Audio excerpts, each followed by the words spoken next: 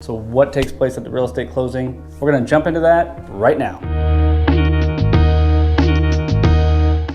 Not a whole lot happens at the closing. All you really need to do at this point, you've already been through everything. So we want to make sure right before closing, the seller's made all the repairs. So make sure you have repair invoices, photos, whatever it is that you ask the seller to provide you before closing, make sure you get copies of that. Now, what I typically recommend doing at least a day before the closing is a final walkthrough. Final walkthrough really is just to make sure the house is still there, make sure a tree didn't fall on it, make sure it didn't burn down overnight, make sure someone didn't break in and steal a bunch of stuff, and just to make sure that the seller made the repairs that they said they're gonna make and that there's no additional damage. Once you've done that and everything's good to go, you wanna make sure you contact the utilities, have those scheduled for your closing date. You should be able to get a list of those utilities from your agent.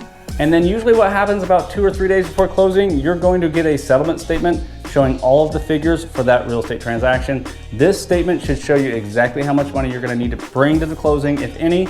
Anything typically over $10,000 has to be wired. So you'll want to link up with the title company, get those wiring instructions directly from them. So it has to be either a certified check or you need to have it wired over $10,000. Once you get to the closing, this is where it gets really exciting.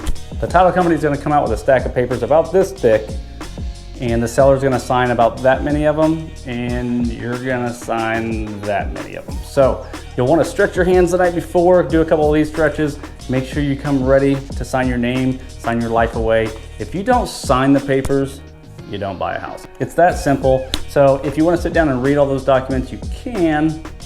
I would just maybe read them on your free time. The title company is going to take their time to explain to you what each document is before you sign it. So who all will be at the closing? Well, that's going to be everybody that's on the purchase agreement that has to sign. So if there's 2 people that are buying the property, both parties have to be present there at the closing. You need to make sure you bring your ID. Once you're done signing, you are now officially a homeowner. See, it's not really that difficult if you have all of your ducks in a row and if you work with the right people. Now, we have an awesome real estate app that we use for all of our buyers that has a ton of helpful information, such as, what is a home inspection and everything else that we've talked about. Everything is in our app that you can download below. It also has links to other vendors that we work with, such as mortgage companies, inspection companies, moving companies, and so on. So if you're looking to buy a house, I would highly recommend download the app now. We would love to work with you and help make your life a little bit easier when you go to buy your next property. Any other questions, leave those in the comments below.